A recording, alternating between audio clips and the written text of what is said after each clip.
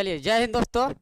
मैं रंजन सर आपको स्वागत करता हूँ आपके अपने यूट्यूब चैनल। जी हाँ मेरे शेर सरनियों, जहाँ भी आप लोग हो जल्दी जल्दी जुड़ जाइए। 15 सेकंड का देता हूँ। चलिए तब तक आप इसका आंसर मारिए, क्या होगा।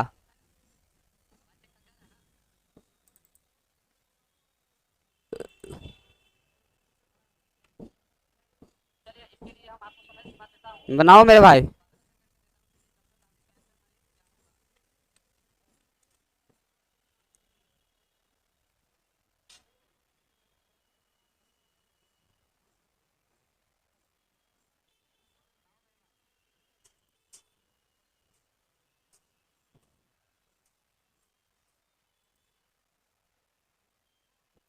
बिल्कुल हम, बिल्कुल हम। बहुत बढ़िया।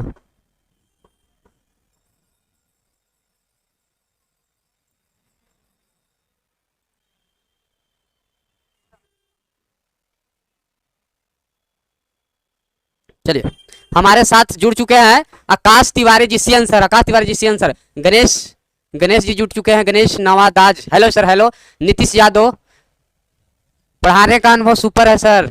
गणेश जी क्या बोल रहे हैं, बिल्कुल सही, बहुत बढ़िया। चलिए आप लोग जल्दी जल्दी जुड़ जाइए, है ना, ताकि प्रश्न की ओर चले हम लोग। चलिए, ये प्रश्न का जो था इसका आंसर राइट क्या होगा, इसका तो मैं समय आपको दे दिया हूँ। इसका राइट आंसर क्या होगा इस पर आप लोग ध्यान देना है आप लोग को।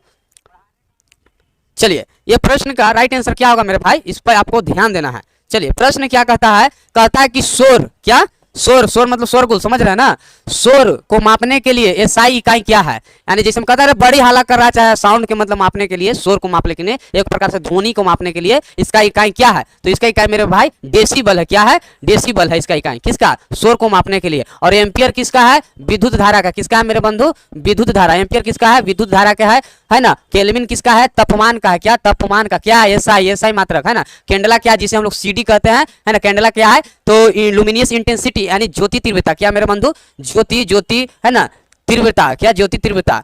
ज्योति तीव्रता का क्या है मात्रक, आपका आ जाएगा ज्योति तीव्रता, है ना मेरे बंधु। ये है कैंडला। क्या है, कैंडला, इसी को बोला जाता है लुमिनियस इंटेंसिटी। तो चलिए, शोर को मापने के लिए एसआई इकाई क्या है, राइट आंसर होगा डेसिबल, एम्पियर विद्युत धारा, केल्विन तापमान और कैंडला ज्योति तीव्रता। चलिए, आपको ये बात को आपको भली भांति आपको याद रखना है। चलिए स्क्रीनशॉट लीजिए, आगे बढ़ते हैं। चलिए आप लोग कमेंट कीजिए अपना आंसर, आगे बढ़ते हैं।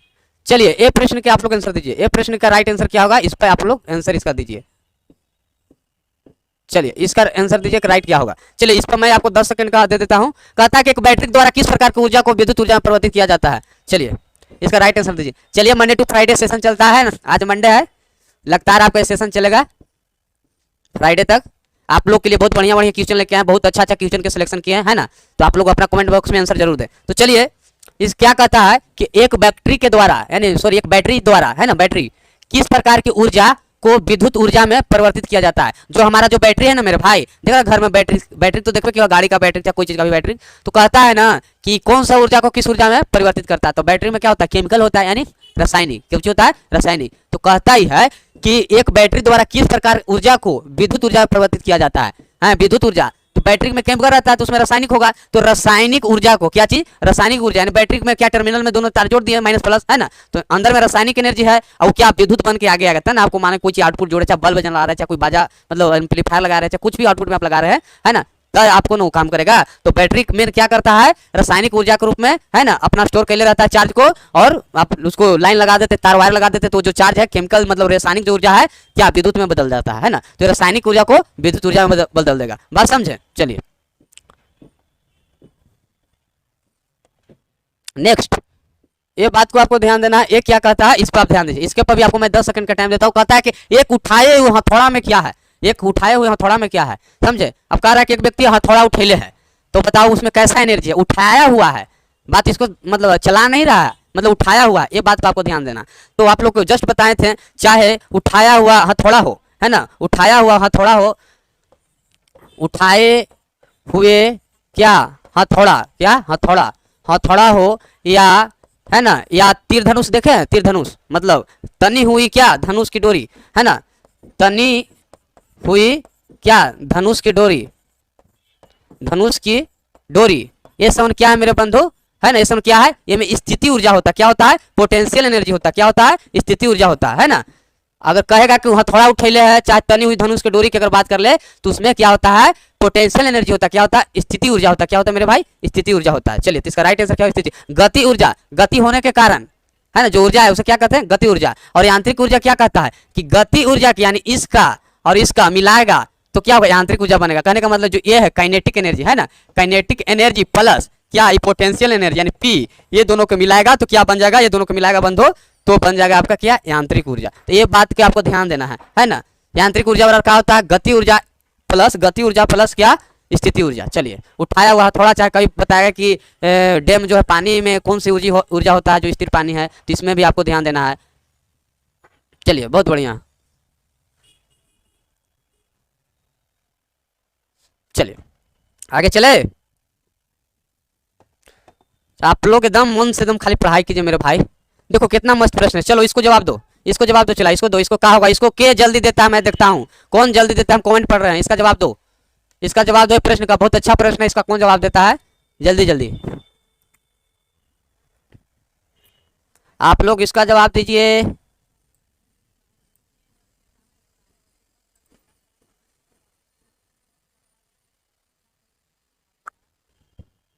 चलिए इसका जवाब दीजिए।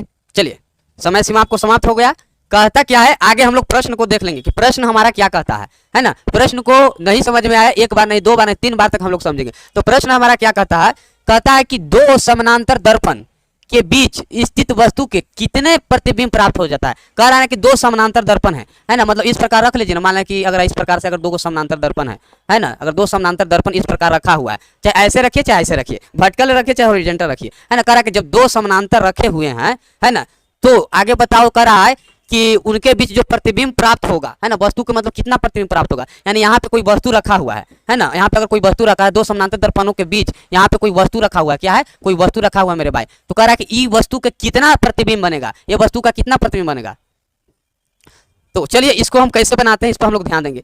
तो आप प्रतिबिंब की अगर आपको संख्या निकालना है, यानी नंबर ऑफ इमेज, क्या चला, नंबर ऑफ इमेज, कहने का मतलब प्रतिबिंब की आपको संख्या निकालना है, तो आपको डायरेक्ट एक फार्मूला मैं बताता हूं, वो फार्मूला को आप आसानी से याद कर सकते हैं। 360 डिग्री बटा थीटा होता है, क्या होता है, 360 डिग्री बटा थीटा होता है ना। चलिए, तो ये वो आप याद रखिएगा कि 360 डिग्री बटा थीटा होता है। और एक और होता है, एक और क्या होता है, एक और होता है, यही चीज होता है कि 360 बटा थीटा माइनस 1, क्या 360 बटा थीटा माइनस 1, एक ए होता है। अब पूछेगा सर दो को क्या है, तो देखिए अगर प्रतिबिंब यानी नंबर ऑफ इमेज अगर आपका विषम आए तो ये विषम के लिए है। अगर नंबर ऑफ इमेज अगर विषम आए, काटला के बाद 5 आए 7 आए, है ना, तो विषम के लिए है। और अगर सम आए तो इस सम के लिए है, क्या है, यानी इस सम के लिए है ना। मान लें कि 4 आया 6 आया तो इस सम के लिए है, यानी 360 बटा थीटा करेंगे, मान लें कि नंबर ऑफ इमेज हमको 4 आया, जैसे 90 डिग्री पर झुकैले है तो 4 और 9 के 4 आ जाएगा, लेकिन एक घटा देना है, क्या करना है, उनमें से घटा देना 3।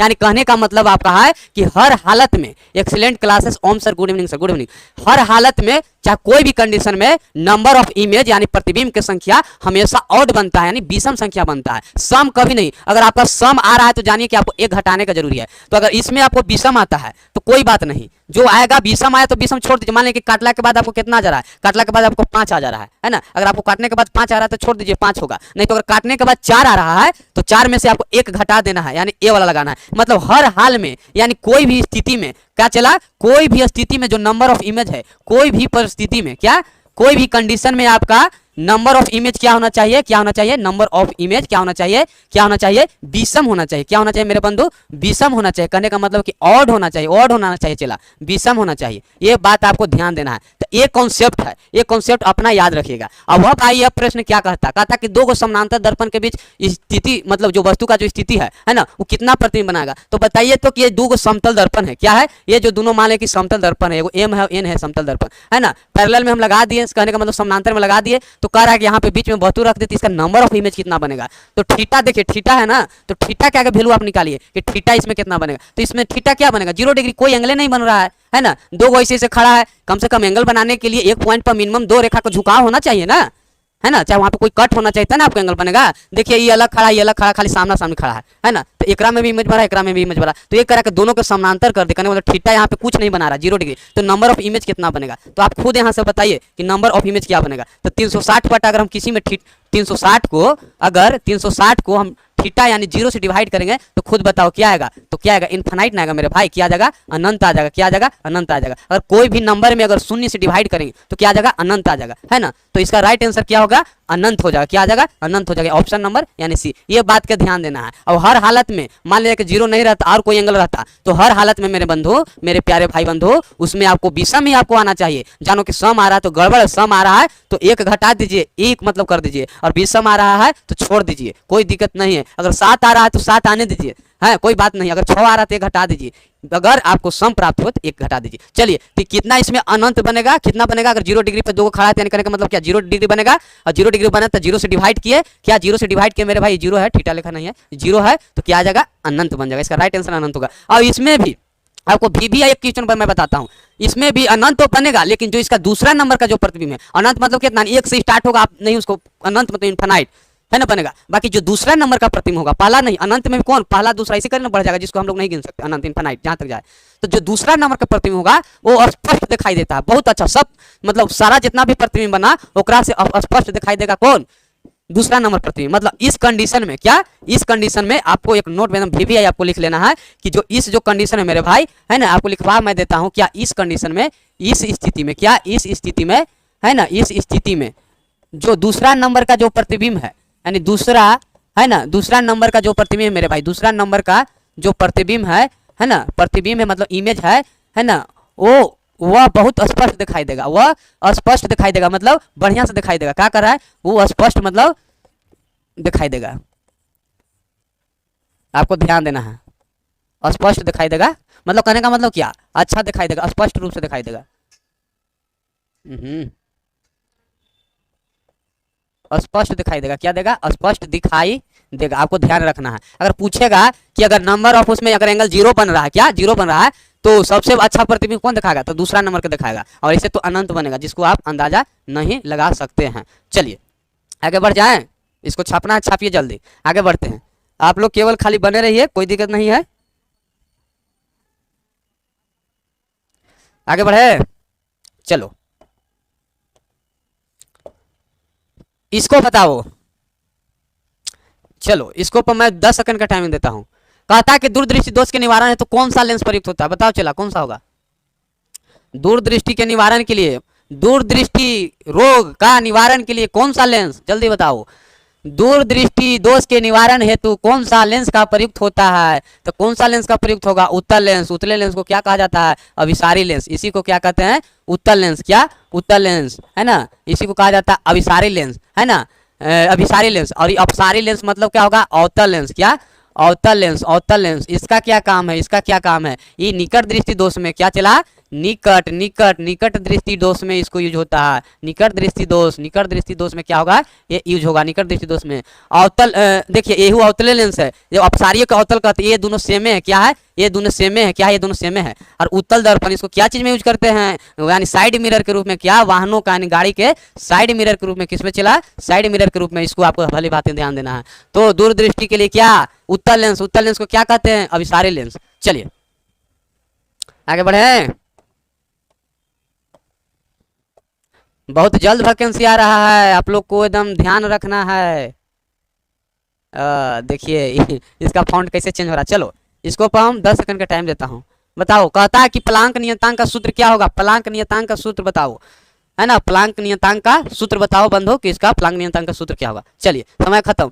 तो प्लांक नियतांक क्या होता है सूत्र, प्लांक नियतांक का सूत्र होता है मेरे भाई कि ऊर्जा बटा क्या, ऊर्जा बटा आवृत्ति होता है। क्या होता है इसका सूत्र, ऊर्जा बटा आवृत्ति होता है। आपको ये हल मतलब भली भांति आपको याद रखना है कि ऊर्जा बटा आवृत्ति। तो देखिए कहाँ पे है, देखिए इस रूप में दिखाई दे रहा होगा, ए होगा ऊर्जा, देखिए ऊर्जा ऐसे हट गया, देखिए र ऊपर वाला यहाँ हो गया, ऊर्जा बटा आवृत्ति, आपको ये ध्यान देना है, ये होगा। और रेखीय वेग, ये होगा रेखीय वेग बटा क्या, त्रिज्या, ये क्या है, त्रिज्या है, क्या है मेरे भाई, त्रिज्या है, तो ई किसका हो जाएगा, ई किसका हो जाएगा, ई हो जाएगा एंगुलर वेलोसिटी यानी कोणीय वेग का फार्मूला। क्या, कोणीय वेग, कोणीय वेग, कोणीय वेग का होगा, क्या होगा, कोणीय वेग। और देखिए ये क्या है, द्रव्यमान बटा आयतन, ये क्या लिखा हुआ है, ये द्रव्यमान बटा आयतन लिखा हुआ है, द्रव्यमान बटा आयतन, आयतन। तो ये क्या होगा, ये घनत्व का होगा, है ना, डेंसिटी के मास बटा वॉल्यूम घनत्व का होगा। और ऊर्जा बटा आवृत्ति तो बता ही दिए कि प्लांक नियतांक। बल बटा लंबाई क्या है, बल बटा लंबाई यानी फोर्स बटा लेंथ, लंबाई। तो ये किसका हो जाएगा, ये हो जाएगा सरफेस टेंशन। सरफेस टेंशन मतलब जानता है, पृष्ठ तनाव, सरफेस टेंशन, पृष्ठ तनाव, ये इसका फार्मूला हो जाएगा। तो आपको भली भांति आपको ध्यान देना है, प्लांक नियतांक कहेगा तो आप ऊर्जा बटा आवृत्ति इसको आप मारिएगा। चलिए आगे बढ़े, इसको बनाओ, इसको बनाने का जरूरत है।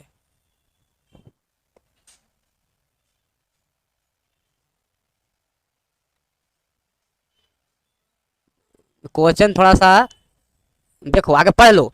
कहता है कि विद्युत मोटर के सिद्धांत पर कार्य करती है, यह ऊर्जा किस ऊर्जा में परिवर्तित करता है। कहने का मतलब है कि कहता है कि विद्युत ऊर्जा किसके प्रिंसिपल पर काम करता है और कौन ऊर्जा को कौन में परिवर्तित करता है, ये बात आपको ध्यान देना है। देखिए यहाँ पे मैं कर देता हूँ, आपका दिखेगा।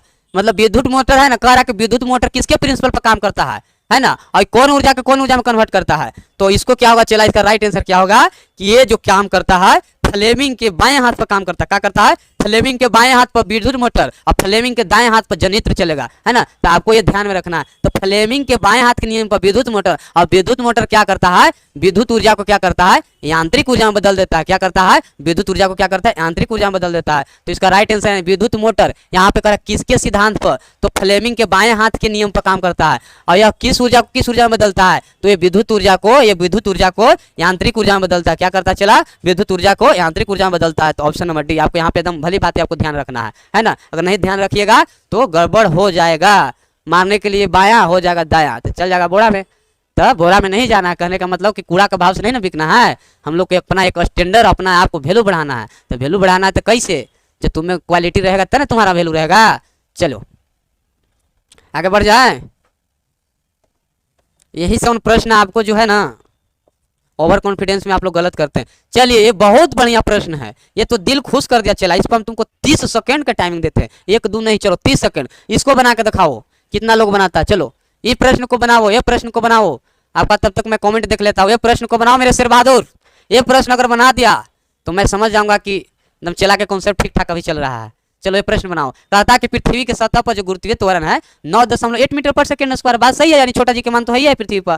कह रहा कि पृथ्वी के सतह से उसकी त्रिज्या 1/10 ऊंचाई पर उसका त्वरण क्या होगा। अगर उसी को अगर 1/10 ऊंचाई कर दे उसका त्रिज्या का, मतलब हल्का सा ऊपर ले जाए, तो जी का वैल्यू क्या होगा। तो पहला बात को आप तो जानते हैं कि जी अगर के मान ऊपर जाए चाहे नीचे आए, ऊपर जाए चाहे नीचे आए, दोनों स्थिति में जी के मान घटेगा। ऊपर भी जाएगा तो घटेगा, नीचे भी आएगा तो घटेगा। चला तो आपको ये बात का आपको ध्यान देना है, यानी दोनों स्थिति में घटेगा। तो आपको तो कंफर्म हो गया कि 9.8 है, तो इससे कम ही होगा। तो सब तो कम है 9.8 से, तो होगा कैसे।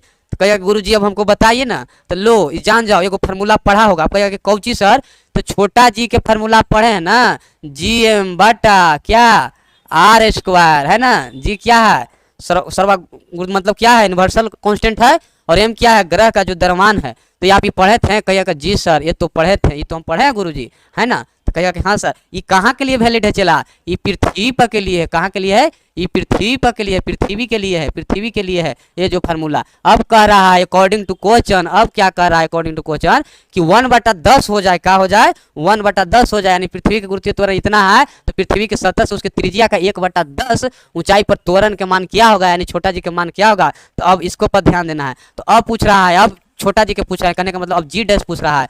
तो इस जी तो सम में वही रहेगा, एम भी वही है, खाली हाइट को बढ़ा रहा है। क्या कर रहा है, हाइट को बढ़ा रहा है। तो हाइट को बढ़ाना दो ना, R+H के होल स्क्वायर कर देंगे।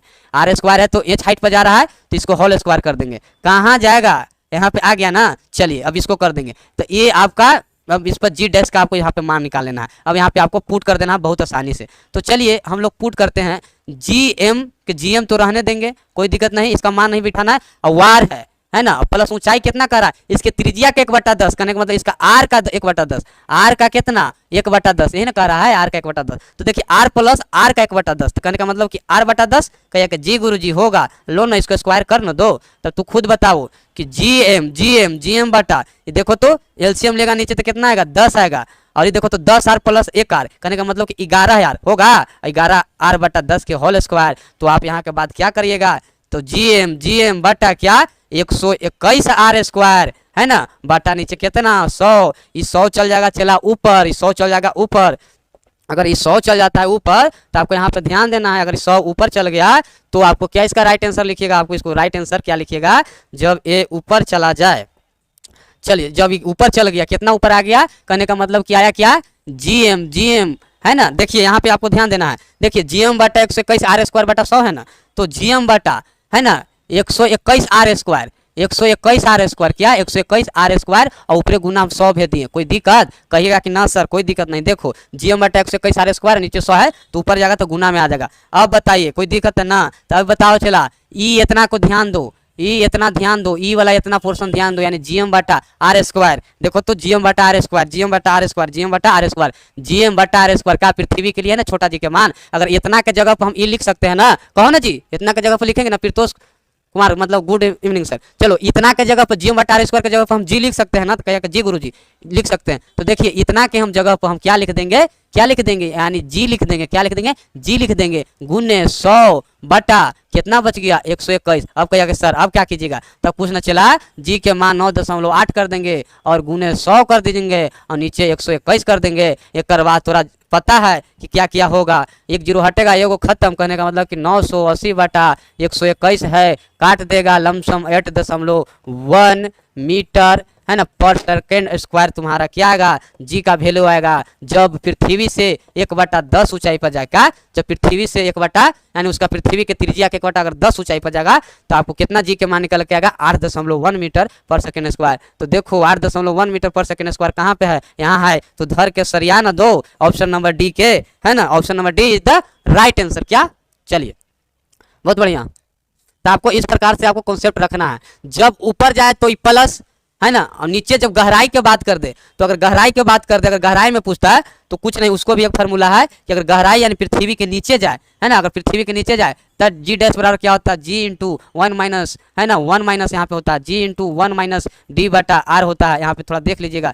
ये इसका होता है मेन क्या, जब पृथ्वी के नीचे जाए यानी पृथ्वी के, है ना, के सतह से कहाँ जाए, नीचे जाए, यानी नीचे जाए तो ये ई होगा फार्मूला, नहीं तो अगर पृथ्वी के सतह से ऊपर जाए यानी 1/10, यानी पृथ्वी के सतह से ऊपर जा रहा है ना, सतह से ऊपर, है ना, ऊपर जाए तो क्या लगाएगा, ए लगाएगा, आई पृथ्वी के लिए, यानी पृथ्वी के लिए ए, पृथ्वी के अगर ऊपर जाए तो ए और पृथ्वी के नीचे जाए तो ए। चलो तीनों तरह बता दिए, तीनों बता दिए, पृथ्वी के नीचे जाए तो ई फार्मूला, है ना, पृथ्वी के ऊपर जाए तो ई फार्मूला, और पृथ्वी पर है तो ई फार्मूला। अब कोई भी कंडीशन में चाहे तो ऊपर जाए चाहे तो नीचे आए, है ना, हमेशा क्या होगा, जी के मान घटेगा ही घटेगा, है ना।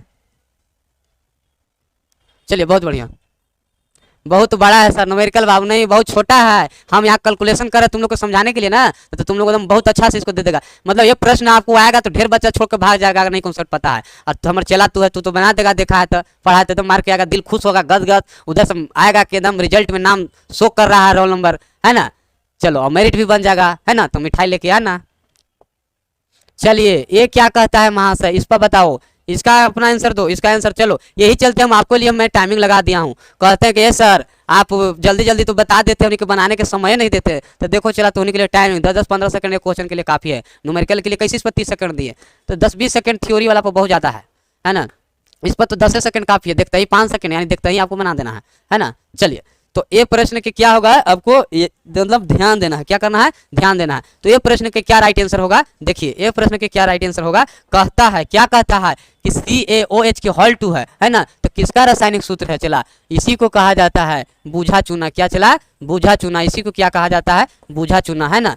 तो चलिए तो इसको क्या कहेंगे, बूझा चूना, यानी ऑप्शन नंबर बी उनके। अब बिना बूझा चूना का बात कर ले तो कैल्शियम ऑक्साइड, यही ना, बिना बूझा चूना, जो कि कैल्शियम ऑक्साइड यही वाला चीज़ है, देखिए सेम है, और कैल्शियम कार्बोनेट तो CaCO3 आप लोग तो जानते हैं, इसी को आप लोग क्या कहते हैं, संगमरमर, संगमरमर, मरमर, है ना, चाहे चूना पत्थर, है ना, चाहे चौक चौक चौक चौक, चाहे खड़िया, क्या खड़िया किसको कहते हैं, कैल्शियम कार्बोनेट को कहते हैं, यानी CaCO3 के कहते हैं। तो आपको ये बात को आपको ध्यान रखना है। बूझा चुना CaOH के होल 2 को, है ना, अभी ना बूझा चुना CaO को, है ना, आपको ये बात आपको ध्यान देना है ना। और क्या बोला जाता था, इसको क्विक लाइम भी बोला जाता है मेरे भाई, इसको ध्यान देना है ना, इसको क्विक लाइम बोला जाता है ना, थोड़ा सा देख लेना इसको क्विक लाइन, और इसका शायद स्लेक्ट लाइम बोला जाता है, स्लेक्ट लाइम, इस पर आपको ध्यान देना है ना। तो बूझा चुना CaOH2 का होल 2 यानी बूझा चुना, और बिना बूझा चुना कैल्शियम ऑक्साइड। चलो आगे बढ़े हैं,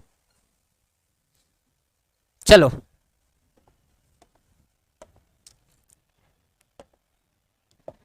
आगे आगे, इसको बताओ, इसको लिए तो 10 सेकंड चलो दे देते, सोचो सोचो क्या होगा।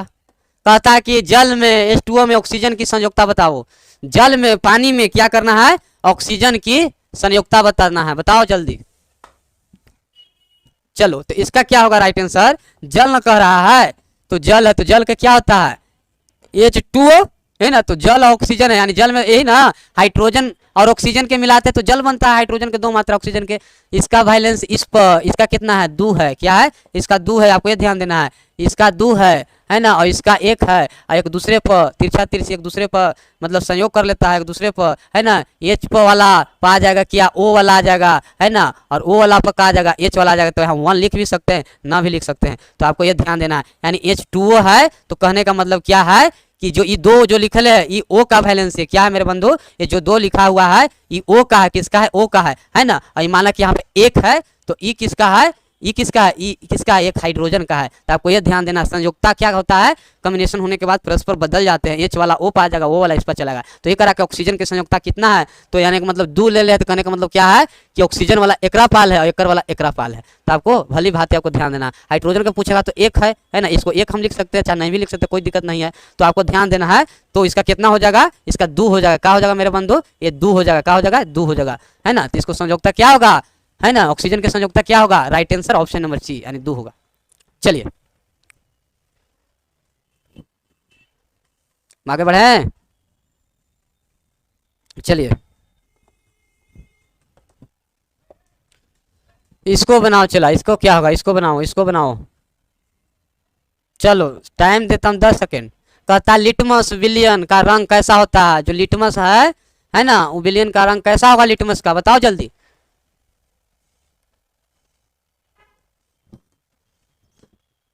चलो समय सीमा समाप्त। लिटमस पत्र का विलयन कैसा होगा मेरे भाई, लाइकन लिखा, क्या लाइकन का है ना, लिटमस विलयन किससे प्राप्त होता है, करा कि किससे प्राप्त होता है, तो लाइकन से होता है, क्या होता है, लिटमस पत्र किससे प्राप्त होता है, तो लाइकन से। और लाइकन कहाँ से आता है, समुद्री घास से, और उस समुद्री घास में लेमनेरिया नामक घास से, लेमनेरिया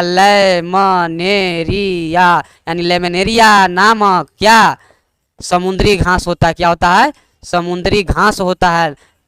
आपको ध्यान देना है, लाइकन कहाँ से प्राप्त होगा, लेमिनेरिया नामक एक समुद्री घास है, उससे लाइकन प्राप्त होता है। और लाइकन से क्या प्राप्त होता है चला, लिटमस पत्र प्राप्त होता है, क्या लिटमस पत्र प्राप्त होता है। और लिटमस क्या है, एक सूचक है, क्या है, सूचक है, ये अम्ल क्षार का विलयन में बताता है ना, कि कौन अम्ल है कौन क्षार है। आपको ये बात को भली भांति याद रखना। लाइकन कहाँ से प्राप्त होगा चला, लेमिनेरिया नामक समुद्री घास से लाइकन प्राप्त होगा। और लिटमस कहाँ से प्राप्त होता है, तो लाइकन से लिटमस बनता है। तो आपको ये बात पर आपको ध्यान देना है, बाकी गोभी पाता इसमें सब गलत है। चलो आगे बढ़ जाएं।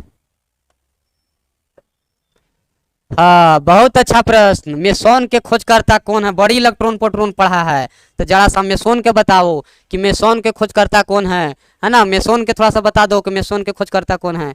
चलो जल्दी जल्दी बताओ, तुम्हारा देख रहे हैं यथी।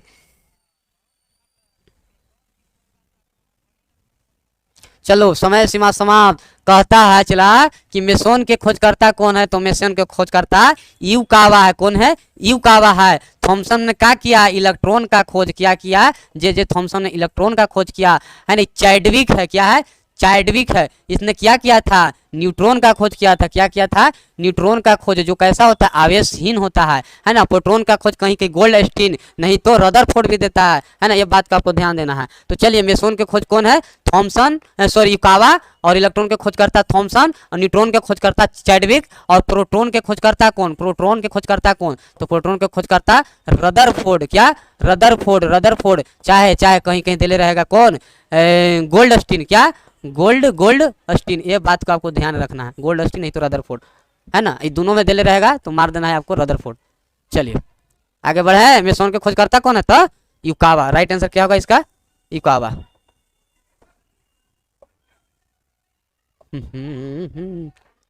आगे चले, इसको बता दो, इसका राइट आंसर क्या होगा, पीरियोडिक टेबल से है।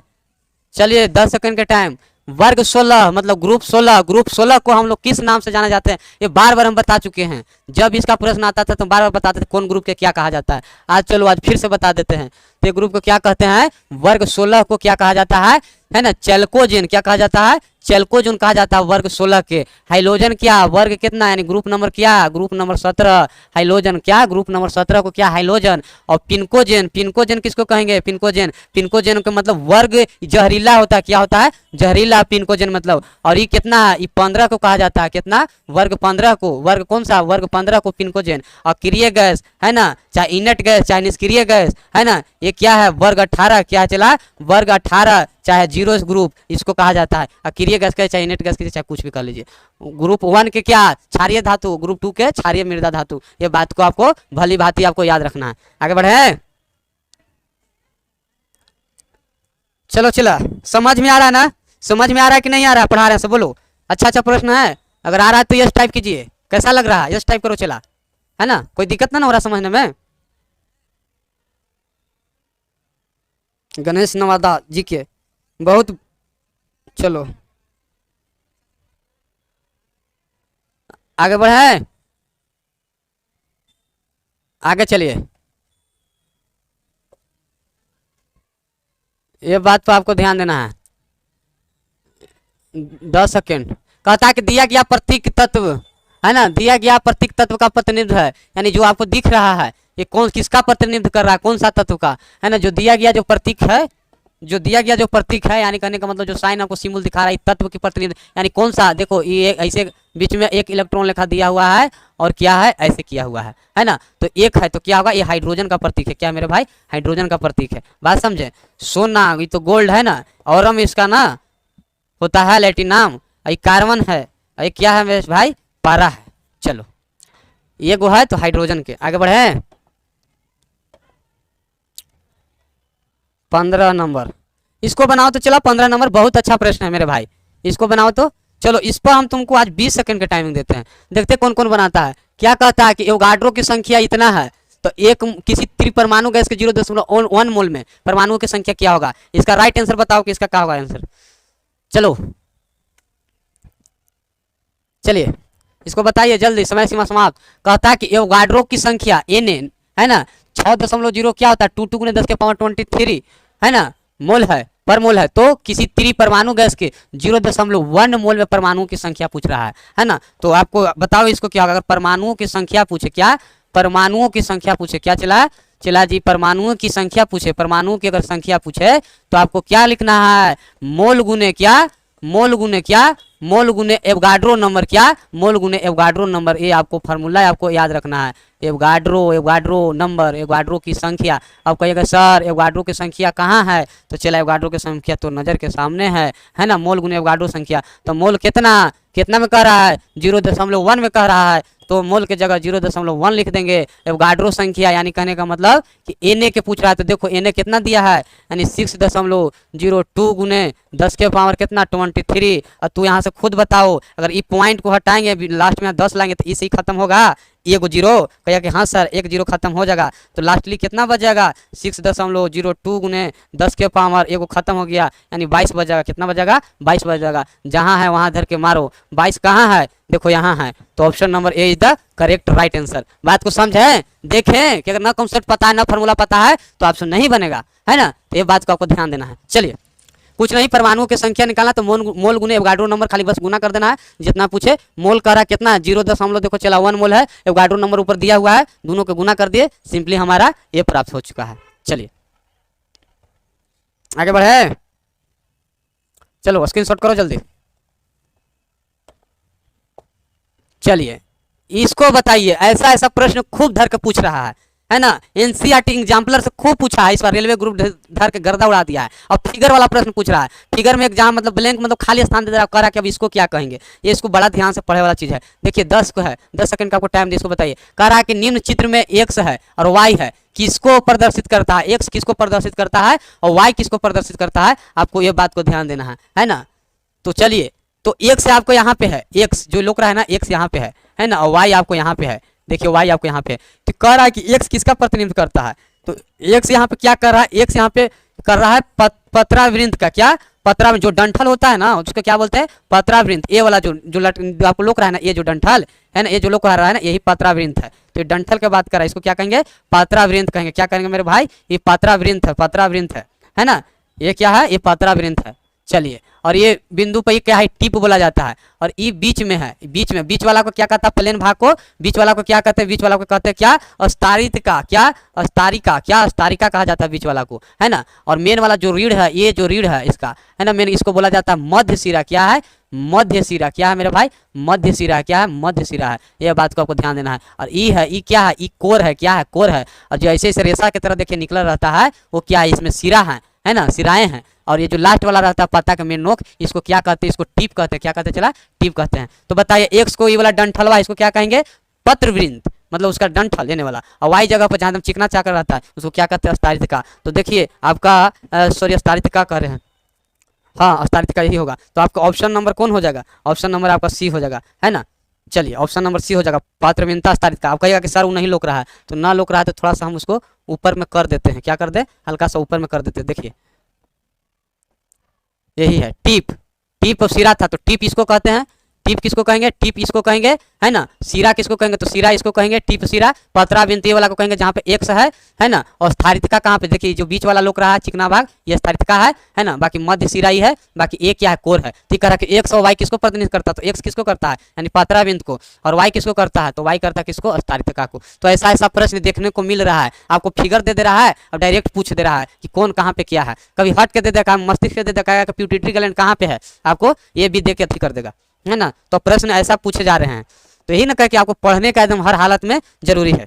जैसा पूछा जा रहा मेरे भाई एकदम जस्ट हम वैसा ही करा रहे हैं, है ना, कि ताकि आपको डायरेक्ट एग्जाम में आपको लगे कि नहीं सर जो पूछा आप वो चीज़ की तैयारी करके जाइएगा, है ना। अब कैसे तो देहात में कहा जाता है ना कि कहते वो है कि हंसुआ के बिया हो रहा है खुरपा के गीत गवाएगा।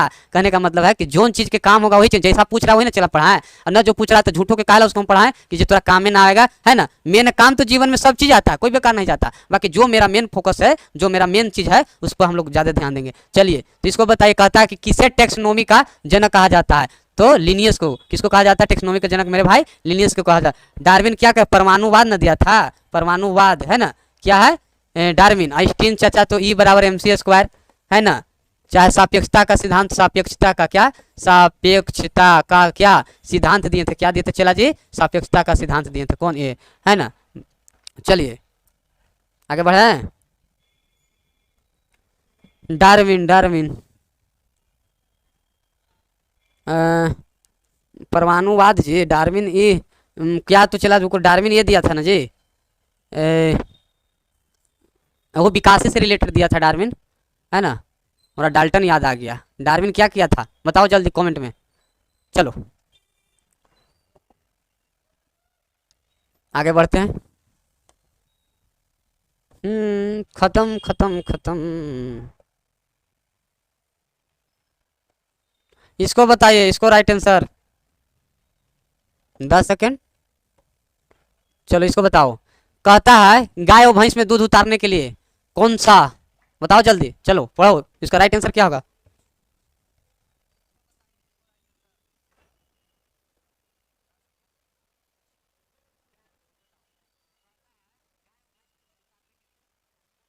चलिए समय सीमा समाप्त। कहता है कि गाय और भैंस के थनों में मतलब स्तन में दूध उसको उतारने के लिए किस हार्मोन से सुई लगाई जाती है ना? तो किस हार्मोन से? तो ऑक्सीटोसिन। क्या? ऑक्सीटोसिन दिया जाता है। देखते हैं कभी कभी देखिएगा जो सुई जो भैंस को मतलब उससे दूध निकाला जाता है चाहे गाय को, है ना, उसको सुई देके ढेर मतलब उसका जो मतलब पालक है, जो पशु पालक है, सुई देके उतारते हैं, है ना। चाहे देखिए कोई मतलब गाय भैंस से उसका मतलब बच्चा जो बछड़ा है, चाहे जो भी उसका संतान मतलब कुछ कारणवश नहीं अति कर पा रहा है ना, तो ऑक्सीटोसिन मतलब उसको सुई दिया जाता है और सुई देने के बाद उसका स्तन में दूध चला आता है ना। किसके कारण? तो ऑक्सीटोसिन के कारण, ये हार्मोन के कारण चला आता है। उसके बाद आसानी से उससे दूध निकाल लेता है। और सुई वाला दूध नहीं पीना चाहिए, बड़ी खराब होता है, ये भी ध्यान रखना, है ना। तो ऑक्सीटोसिन क्या होगा? ऑक्सीटोसिन होगा। इंसुलिन तो मधुमेह ना, इसका कमी से कौन सा रोग? मधुमेह ना, मतलब इंसुलिन है। इंटरफेरोन क्या है बताओ? इंटरफेरोन क्या है? इंटरफेरोन ये क्या करता है? इंटरफेरोन बताओ। इंटरफेरोन और सोमेटोट्रोपिन। चलिए बहुत बढ़िया मेरे भाई।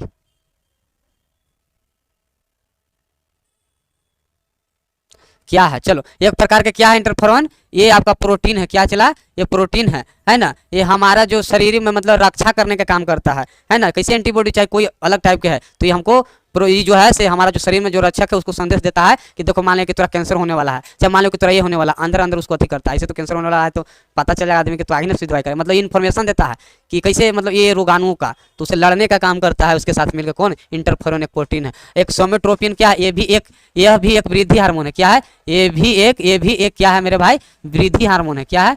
वृद्धि हार्मोन। क्या है? वृद्धि हार्मोन है। क्या है? वृद्धि हार्मोन है। चलिए बाकी कौन सा सुई दिया जाएगा? ऑक्सीटोसिन, गाय भैंस के स्तन में दूध उतारने के लिए। आगे बढ़े।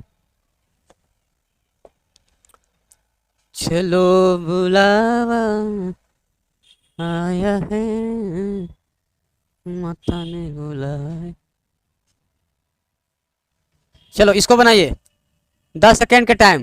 कहता है कि निम्नलिखित में से लिनियस का पदानुक्रम अवरोही क्रम में बताइए। लिनियस जो क्या किया था, अलग अलग जो बांटा था उसको बताओ। कौन सा मतलब अवरोही क्रम मतलब क्या होता है?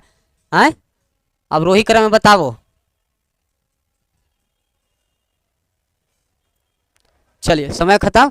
तो निम्नलिखित में से जो लिनियस जो हुए जो इसका पदानुक्रम है अवरोही, क्या अवरोही क्रम में व्यवस्थित करें। तो अवरोही क्रम में करो तो अवरोही में सबसे पहले आएगा कौन? जगत, संघ, वर्ग, गण, कुल, वंश, लास्ट में क्या? जाति। चला ऑप्शन नंबर सी इसका होगा। क्या आएगा? इसका अवरोही क्रम का आएगा, है ना। तो जगत, संघ, वर्ग, गण, कुल, वंश, जाति। यही आरोही क्रम पूछेगा तो आगे जाति से स्टार्ट हो जाएगा। क्या हो जाएगा? ई से हो जाएगा। देखो ये क्या है? देखो जाति, वंश, कुल, गण, वर्ग, संघ, जगत, है ना। तो ये क्या हो जाएगा? इसका आरोही क्रम का हो जाएगा। क्या हो जाएगा मेरे भाई? ये आरोही क्रम में हो जाएगा। आरोही क्रम में।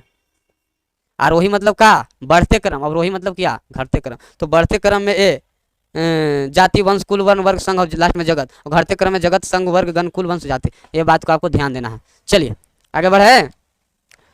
अंतिम और लास्ट प्रश्न आपके स्क्रीन बोर्ड पर देखिए। ये क्या कह रहा है? चलो इसको बताओ, इसको बताओ। इसके लिए मैं आपको 15 सेकेंड। चलो इसको बताओ। वायु की वह अधिकतम मात्रा जो अधिकतम अंतःश्वसन प्रभाव के बाद निष्कासित किए जा सकते हैं क्या कहलाता है? इसको बताओ जल्दी। चलिए समय सीमा समाप्त। कहता है कि वायु की वह अधिकतम मात्रा जो अधिकतम अंतःश्वसन प्रभाव के बाद निष्कासित किया जाता है। मतलब अधिकतम अंत मतलब प्रभाव कहने का श्वसन प्रभाव कहने का मतलब हम सांस लिए तो क्या, जब सांस लिए तो हमारा फेफड़ा क्या होता है? सांस लेते समय देखो क्या होता है? हवा भरता है और छोड़ते समय खाली होता है। तो हवा कितना भरेगा? वो फेफड़ा के आयतन के बराबर हवा भरेगा। और लिए तुरंत ना कुछ समय के बाद 1 सेकंड या 2 सेकंड के बाद छोड़े तो वही कहता है वायु की वह अधिकतम मात्रा मतलब जितना तू सांस ले सकता है अंदर, है ना, अंतःश्वसन प्रभाव के बाद फिर क्या कहता है? निष्कासित किया जा सकती है। तो उसको क्या कहते चला? फेफड़े का आयतन। क्या कहेंगे? वो फेफड़े का वॉल्यूम है कि हम कितना अंदर वायु ले रहे हैं। देखो ऐसे किए फेफड़ा में भर गया, जितना हमको आयतन होगा फेफड़ा को भर गया, है ना। फिर उसके बाद में अपना जगह के बराबर लिया, फिर उतना निकाल दिया, छोड़ दिया, है ना। तो क्या करता? फेफड़ा के आयतन के बराबर क्या? फेफड़ा का आयतन होगा। ये बात आपको ध्यान देना। वायु को अधिकतम मात्रा जो अधिकतम अंतःश्वसन के बाद निष्कासित की जा सकती है क्या कहलागा? फेफड़ा के आयतन के बराबर। ये VVI क्वेश्चन चला एकदम पूछे जाने का एकदम 100% संभावना है ना। ये बात को आपको देखना है ना, कि एकदम पूछेगा ही पूछेगा कोई ना कोई एग्जाम में। चलिए, है ना, आज के लिए इतना ही। कैसा लगा? अपना भाई का सहयोग, है ना। आप लोग कमेंट बॉक्स में अपना आंसर दीजिएगा। तब तक के लिए यहीं तक, मिलते हैं नेक्स्ट क्लास में।